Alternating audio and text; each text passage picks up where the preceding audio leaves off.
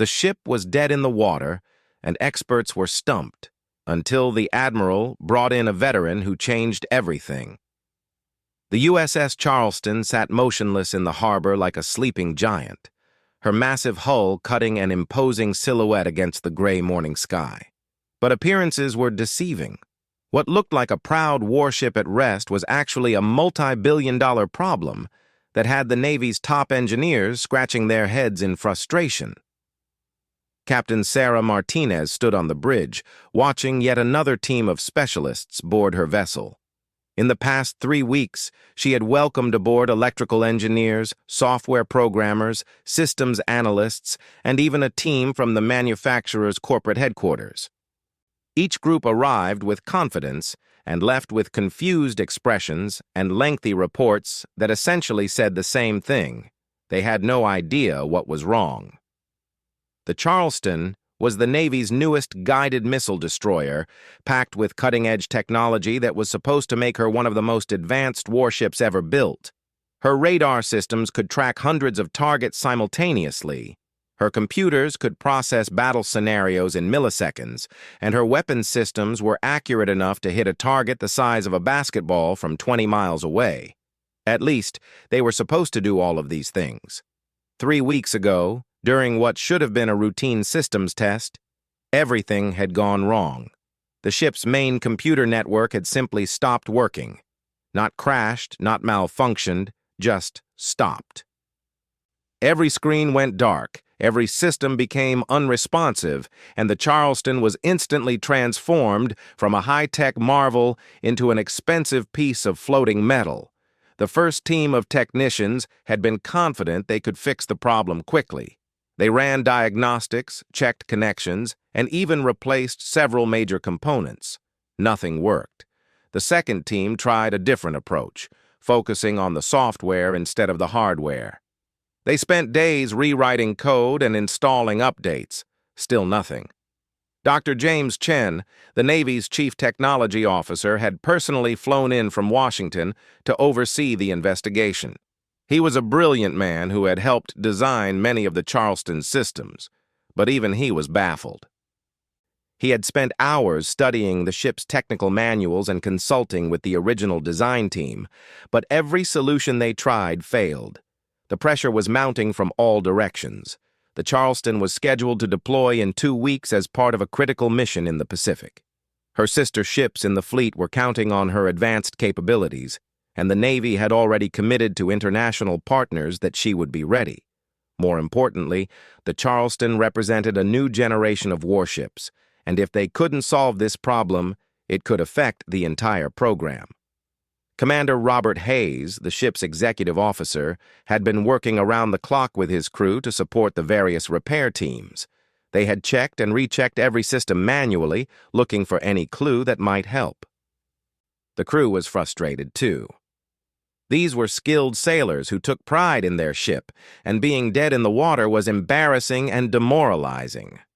The ship's chief engineer, Lieutenant Commander Maria Rodriguez, had been particularly affected by the situation. She knew every inch of the Charleston's engineering spaces and had never encountered a problem she couldn't solve. But this was different. The ship's systems weren't broken in any way she could understand. They were simply unresponsive, as if they had decided to go to sleep and couldn't be awakened. Admiral Thomas Sullivan arrived at the harbor on a cold Tuesday morning, his staff car pulling up to the pier where the Charleston was moored. He was a man who had spent 40 years in the Navy, rising through the ranks by solving problems that others couldn't. He had commanded ships in combat, led engineering teams on complex projects, and had a reputation for finding solutions when conventional approaches failed. But even Admiral Sullivan was concerned about this situation. He had been briefed on all the attempted repairs and had read every technical report. The problem seemed impossible. How could a ship's entire computer network just stop working without any apparent cause? And why couldn't the Navy's best experts figure out how to fix it? As he boarded the Charleston, Admiral Sullivan was greeted by Captain Martinez and her senior officers. They looked tired and frustrated. which was understandable given the circumstances. The captain briefed him on the latest developments, which unfortunately weren't developments at all. The ship remained completely unresponsive to every attempt to restart her systems. The Admiral toured the ship's command center, looking at the dark screens and silent equipment. He watched as technicians continued their work, checking connections and running tests that had already been performed dozens of times. There was a sense of desperation in their efforts, the kind that comes when smart people realize they might not be smart enough to solve a particular problem. In the ship's conference room, Admiral Sullivan met with the assembled team of experts. There were engineers from 3 different companies, Navy technicians, software specialists, and even a representative from the manufacturer's emergency response team. They presented their findings, or rather their lack of findings, in careful technical language that couldn't hide their frustration. Dr. Chen explained that they had tested every major component and found them all to be functioning normally. The ship's computer processors were working, the memory systems were intact, and all the connections checked out perfectly. It was as if the ship's brain was physically healthy, but had somehow forgotten how to think. One of the software engineers suggested that they might be dealing with some kind of virus or malicious code, but extensive scans had found no evidence of any such intrusion. Another expert proposed that there might be an electromagnetic interference problem, but their instruments detected no unusual signals or interference patterns. Admiral Sullivan listened carefully to each presentation, asking occasional questions, but mostly just absorbing the information. He had dealt with complex technical problems before, but this one was unique. Usually when something broke, you could find the broken part and fix or replace it. But how do you fix something when you can't even identify what's broken? After the briefings, the Admiral spent time talking privately with individual crew members. He found that the sailors who worked most closely with the ship's systems had some interesting observations. Several mentioned that the failure had happened very suddenly, almost like someone had flipped a switch. One petty officer noted that just before the systems went down, there had been a brief moment when all the displays flickered in a strange pattern. These details weren't in any of the official reports. But Admiral Sullivan had learned long ago that the people who operated equipment often noticed things that engineers missed. He made notes of these observations, though he wasn't yet sure how they might be significant. That evening, Admiral Sullivan stood alone on the Charleston's deck, looking out at the harbor lights and thinking about the problem. He had commanded ships that had suffered battle damage, mechanical failures, and system breakdowns, but he had always been able to get them back into action. This situation was different because it defied logical analysis.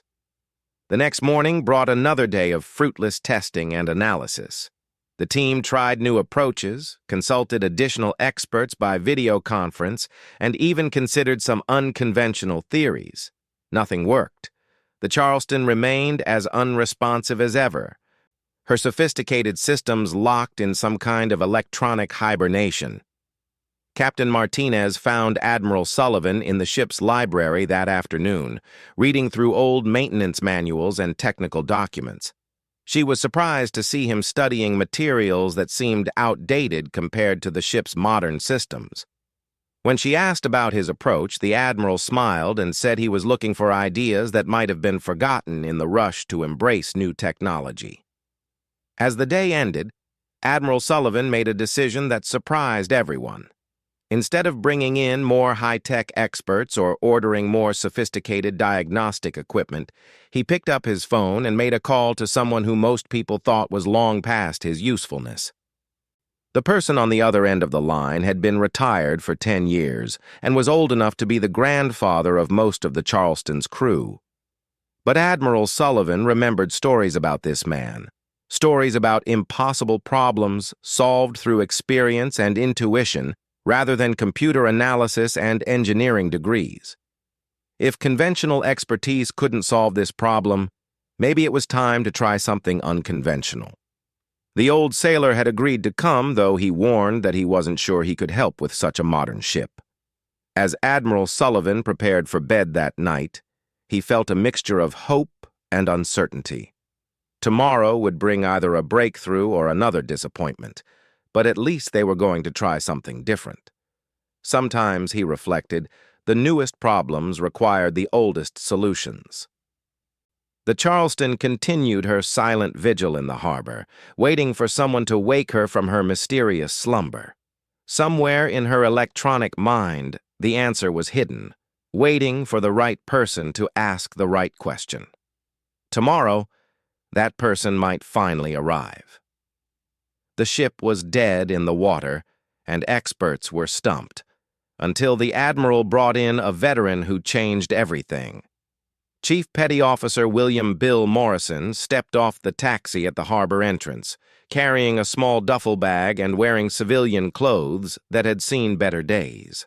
At 72 years old, he moved with the deliberate pace of someone whose joints had been worn down by decades of shipboard life, but his eyes were sharp and alert as they surveyed the massive warship moored at the pier. The security guard at the gate checked his identification twice, clearly puzzled by the presence of such an elderly visitor on what was obviously a high-priority technical crisis. Admiral Sullivan had personally authorized Morrison's visit, but the paperwork didn't explain why a retired sailor who had left the Navy before most of the ship's crew were born was being brought in to solve a problem that had stumped the service's top experts. Morrison himself wasn't entirely sure why Admiral Sullivan had called him.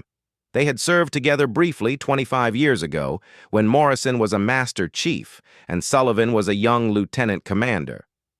Sullivan had remembered him as someone who could make broken things work again, often in ways that the technical manuals never explained.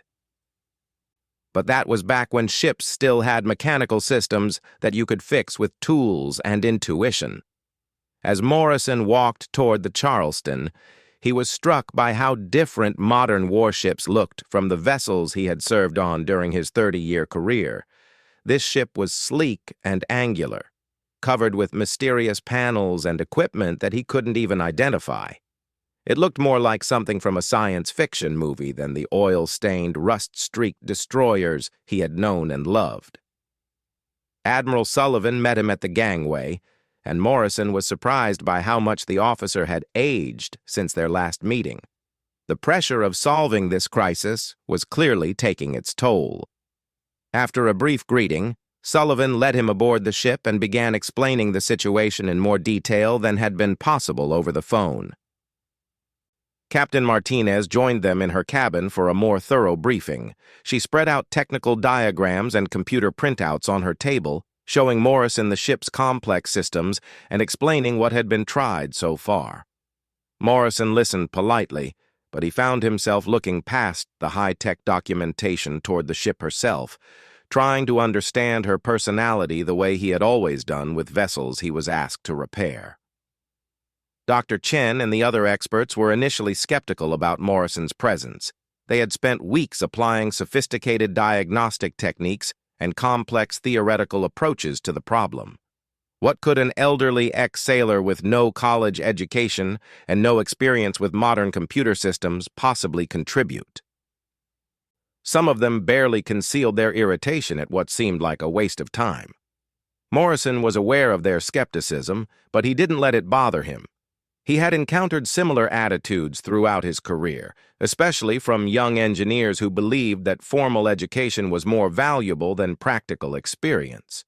He had learned long ago to let his work speak for itself, rather than arguing about his qualifications. His first request surprised everyone. He wanted to spend time alone with the ship, walking through her spaces without any technical briefings or guided tours. He asked only for basic safety information and a crew member to ensure he didn't get lost in the maze of compartments. Captain Martinez assigned Petty Officer Second Class Jennifer Walsh, one of the ship's information systems specialists, to accompany him. Walsh was curious about this old sailor who had everyone so interested. As they began their tour, she was surprised by how carefully Morrison examined everything. Not just the obvious technical equipment, but also the smaller details that most visitors overlooked. He looked at how cables were routed, how ventilation systems were arranged, and how the ship's spaces were organized. He asked questions that seemed unrelated to the computer problems, such as how the crew moved through the ship during normal operations and where they gathered during off-duty hours. In the main computer room, Morrison stood quietly for several minutes, just listening. When Walsh asked what he was doing, he explained that every ship had a rhythm, a pattern of sounds and vibrations that told you how she was feeling.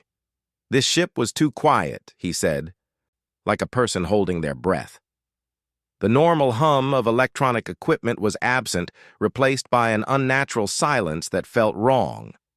Morrison's approach puzzled the technical teams. While they focused on testing individual components and running diagnostic programs, he seemed more interested in understanding how the ship functioned as a complete system. He asked questions about the crew's daily routines, the ship's operating procedures, and even about seemingly unrelated matters such as the galley equipment and the laundry machines. During lunch in the crew's mess, Morrison sat with some of the sailors and listened to their stories about the ship's brief operational history. The Charleston was so new that she had only been fully operational for a few months before the current crisis began. The crew was still learning her quirks and characteristics, still developing the kind of intimate knowledge that experienced sailors have about their vessels. One young seaman mentioned something that caught Morrison's attention. He said that in the days before the system failure, some of the crew had complained about strange smells in certain parts of the ship. The smells were never strong enough to trigger any alarms, and they seemed to come and go randomly. The ship's engineering team had investigated but never found any source for the odors. Morrison asked detailed questions about these smells and their timing. The seaman couldn't remember exact details, but he thought they had been noticed mostly in areas near the main computer spaces. Morrison made a mental note of this information, though he didn't explain to anyone why it might be significant. That afternoon, Morrison asked to observe one of the diagnostic procedures being performed by the technical team. Dr. Chen was running a comprehensive system analysis using sophisticated equipment to test the ship's computer networks. Morrison watched silently as screens displayed complex data patterns and technicians interpreted the results. After the test was completed, Morrison surprised everyone by asking if they had checked the ship's grounding systems. Dr. Chen explained that electrical grounding had been one of the first things they had tested, and all measurements showed normal readings. Morrison nodded but asked if anyone had physically inspected the grounding connections, not just tested them electronically. This question led to an interesting discovery. While the electronic tests showed that the grounding system was functioning correctly, no one had actually looked at the physical connections. In a ship as new as the Charleston, such an inspection seemed unnecessary. But Morrison's experience had taught him that sometimes the obvious explanations were overlooked in favor of more complex theories. Lieutenant Commander Rodriguez, the ship's chief engineer, volunteered to join Morrison in examining the physical grounding connections. They spent the rest of the afternoon in the ship's lower spaces, checking connections that were hidden behind access panels and in areas that were rarely visited except during major maintenance periods. In a cramped compartment deep in the ship's engineering spaces, they found something interesting. One of the main grounding straps, a heavy copper conductor that connected the ship's hull to her electrical systems, showed signs of corrosion that seemed inconsistent with the ship's age. The corrosion wasn't severe enough to cause complete failure, but it was unusual enough to warrant closer examination. Morrison studied the corroded connection carefully, using a small flashlight to examine details that wouldn't have been visible during a casual inspection. He noticed that the corrosion pattern was irregular, concentrated in specific areas rather than distributed evenly along the connection. This suggested that something had been causing localized chemical reactions rather than normal aging. Rodriguez was puzzled by Morrison's interest in what seemed like a minor maintenance issue. Even if the grounding connection was degraded, it wouldn't cause the kind of complete system failure they were experiencing. Morrison agreed that the connection itself probably wasn't the root cause, but he suspected it might be a symptom of something larger. That evening, Morrison joined Admiral Sullivan and Captain Martinez for dinner in the captain's cabin. They discussed his observations so far, and Morrison shared his growing suspicion that the ship's problems might be more complex than a simple computer malfunction. He suggested that they might be dealing with multiple interconnected issues rather than a single failure. Dr. Chen joined their conversation and expressed frustration with Morrison's non-technical approach. He argued that modern warships were too complex for the kind of intuitive troubleshooting that might have worked on older vessels. Every system was computer-controlled and required sophisticated diagnostic equipment to understand properly. Morrison didn't argue with Dr. Chen's assessment, but he pointed out that sometimes complex systems failed in simple ways. He had seen situations where a small problem in one area caused cascading failures throughout a ship, creating the appearance of a major system breakdown when the actual cause was something quite basic. The conversation continued late into the evening, with the technical experts explaining their theories and Morrison asking questions that seemed to come from a different perspective entirely. He was particularly interested in the timing of events leading up to the system failure, and he asked for detailed records of everything that had happened during the days before the crisis began. As the meeting ended, Admiral Sullivan asked Morrison for his honest assessment of the situation. The old sailor was quiet for a moment before answering. He said that the ship felt like she was trying to tell them something, but they weren't listening in the right way. Modern diagnostic equipment could tell them what wasn't working, but it couldn't tell them why something had stopped working in the first place. Morrison spent that night in a guest cabin, but he didn't sleep well. Something about the ship's condition bothered him in a way he couldn't quite articulate. It reminded him of problems he had encountered years ago on older vessels, but he couldn't make the connection clear in his own mind. The next morning brought new frustration for the technical teams. Another night of testing and analysis had produced no breakthrough, and the pressure to solve the problem was increasing. The Charleston's deployment date was approaching rapidly, and the Navy's leadership was beginning to ask difficult questions about alternatives. Morrison began his second day with another tour of the ship, this time focusing on areas he hadn't examined closely before. He was particularly interested in spaces where different systems intersected, places where electrical, mechanical, and electronic equipment shared confined areas. His years of experience had taught him that problems often occurred at the boundaries between systems rather than within the systems themselves. In a maintenance space behind the main computer room, Morrison made a discovery that would change everything. Hidden behind a panel that was normally sealed, he found evidence of something that no one had considered possible on such a new ship. The discovery would explain not only why the Charleston's systems had failed, but why all the sophisticated diagnostic efforts had been unable to identify the problem. The ship was dead in the water, and experts were stumped, until the Admiral brought in a veteran who changed everything behind the sealed panel in the maintenance compartment. Morrison discovered something that shouldn't have existed on any modern warship: a family of rats. Not just one or two, but an entire colony that had somehow found their way aboard during construction and had been living undetected in the ship's hidden spaces for months. The rats had built an elaborate nest using materials they had collected throughout the ship: insulation stripped from cables, paper from maintenance manuals, and even small pieces of electronic components. But most importantly, they had been gnawing on the ship's wiring in patterns that created intermittent electrical faults too subtle for normal diagnostic equipment to detect. Morrison called Lieutenant Commander Rodriguez to see his discovery, and she was initially incredulous.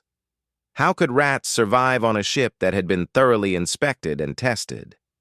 And even if they were present, how could such a low-tech problem cause the complete failure of high-tech systems? The answer lay in the ship's design philosophy. Modern warships used integrated computer networks where every system was connected to every other system. This design provided tremendous operational advantages, allowing different parts of the ship to communicate and coordinate their activities. but it also created a vulnerability. If something disrupted the network connections in the right way, the entire system could become unstable. Morrison explained his theory to Rodriguez as they examined the rat damage more closely. The rodents had been chewing on cables in a pattern that created intermittent short circuits and ground faults. These faults were too brief and irregular to trigger the ship's protective systems, but they were sufficient to corrupt the data flowing through the network connections. Over time, these data corruptions had accumulated in the ship's computer memory like a slow poison. The ship's systems had been gradually becoming more unreliable, but the problems were so subtle that they appeared to be minor glitches rather than signs of serious trouble. The crew had learned to work around these small issues, not realizing they were symptoms of a growing crisis. The final system failure had occurred when the accumulated corrupted data reached a critical point. The ship's computers had essentially become confused by the contradictory information in their memory systems and had shut down to prevent potentially dangerous malfunctions. It was actually a safety feature working as designed, but the underlying cause was unlike anything the system designers had anticipated. When Morrison presented his findings to Admiral Sullivan and the assembled team of experts, the initial reaction was skepticism bordering on disbelief. Dr. Chen argued that modern computer systems had built-in error correction capabilities that should have detected and corrected any data corruption. How could simple rats cause problems that sophisticated diagnostic equipment couldn't identify? Morrison suggested a test. He proposed that they disconnect the ship's computers from the damaged cable sections and clear all the corrupted data from memory, then restart the systems using clean backup files. If his theory was correct, the ship should return to normal operation once the source of corruption was eliminated and the affected memory was cleared. The technical teams were reluctant to attempt such a drastic approach. Clearing the ship's computer memory would erase weeks of operational data and require extensive reconfiguration.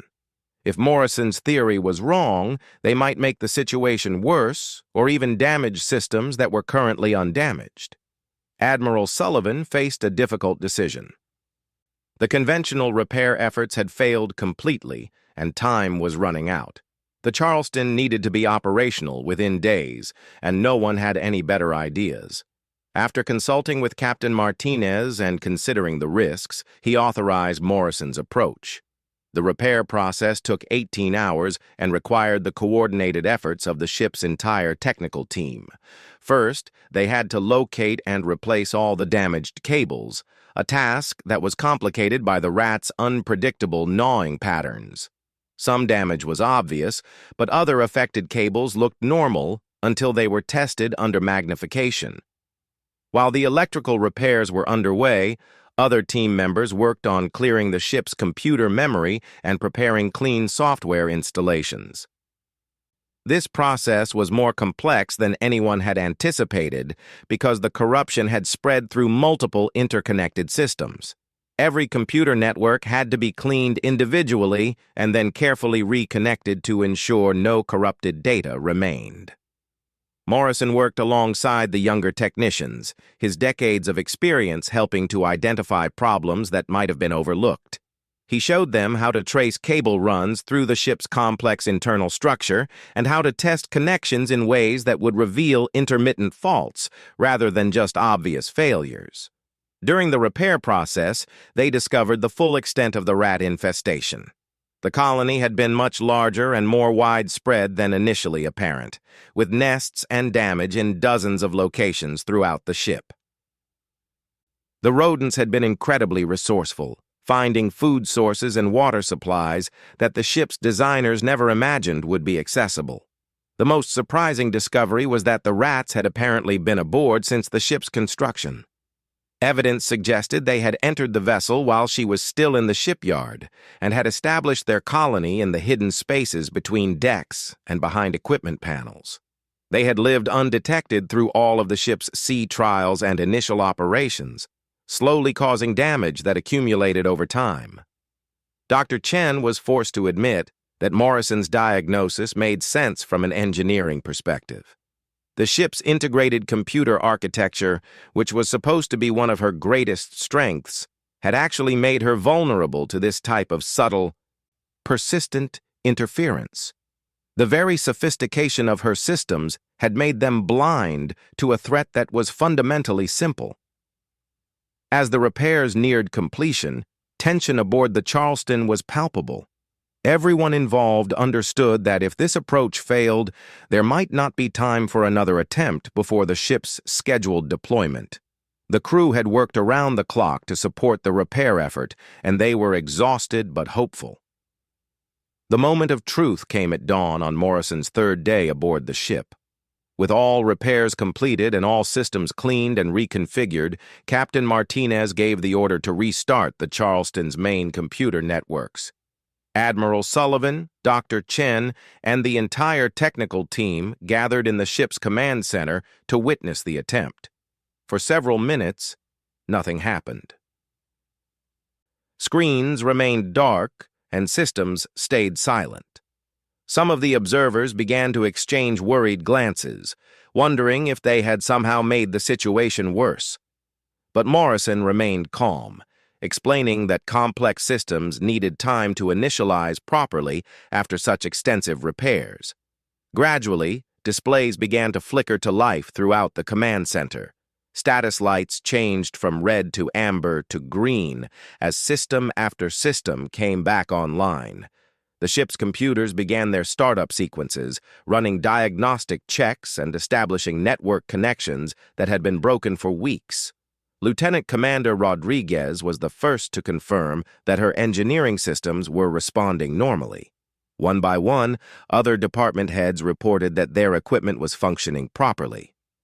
The Charleston's sophisticated radar systems came online. Her weapons control computers began their initialization routines, and her navigation equipment started acquiring satellite signals. Within an hour, every system aboard the Charleston was operating normally. The ship that had been dead in the water for weeks was suddenly alive again, her electronic brain clear and her capabilities fully restored. The transformation was so complete that it was difficult to believe the same vessel had been completely unresponsive just hours before. Captain Martinez conducted a comprehensive systems test, putting the Charleston through every operational procedure in her manual. The ship performed flawlessly, her responses quick and accurate. It was as if the weeks of problems had never happened, except for the extensive documentation of all the failed repair attempts. The success of Morrison's solution created a mixture of celebration and embarrassment among the assembled experts. They were relieved that the problem was finally solved, but many were uncomfortable with the fact that such a simple explanation had eluded their sophisticated analysis for so long. The incident would eventually lead to changes in diagnostic procedures and ship design requirements. Admiral Sullivan personally thanked Morrison for his contribution, acknowledging that conventional expertise had been insufficient for this particular challenge. The old sailor's ability to think beyond the technical specifications and consider the ship as a complete system had been the key to success. Morrison himself was characteristically modest about his role in solving the crisis. He pointed out that the technical teams had done the actual repair work, and that his contribution had simply been asking different questions than they had been trained to ask. Experience, he suggested, was valuable precisely because it taught you to consider possibilities that textbooks didn't cover. The Charleston deployed on schedule, going on to serve with distinction in her assigned mission. The lessons learned from her crisis led to improved inspection procedures for new warships and better diagnostic protocols for complex system failures. But perhaps most importantly, it reminded the Navy that sometimes the oldest solutions really are the best ones. Dr. Chen later wrote a technical paper about the incident, focusing on the vulnerability of integrated computer systems to subtle, persistent interference. He credited Morrison's unconventional approach with demonstrating the importance of considering human factors and practical experience in technical problem-solving. Morrison returned to his retirement, declining offers to consult on other technical problems. He had proven his point about the value of experience and intuition, and he was satisfied to return to his quiet life. But his success aboard the Charleston became legendary within Navy circles, a reminder that wisdom and technology should work together rather than in opposition. The rats that had caused such massive problems were never found alive. They had apparently abandoned the ship during the repair process, perhaps sensing that their comfortable home was no longer safe. Their brief residency aboard one of the world's most advanced warships had cost millions of dollars and weeks of time. But it had also provided a valuable lesson about the unexpected ways that simple problems can defeat complex solutions. Years later, when naval engineers encountered similar unexplained system failures, they would often ask themselves what Bill Morrison would have looked for. The old sailor's approach became part of the unofficial curriculum for troubleshooting complex problems. Sometimes the most sophisticated analysis is no substitute for walking around and paying attention to what doesn't look right.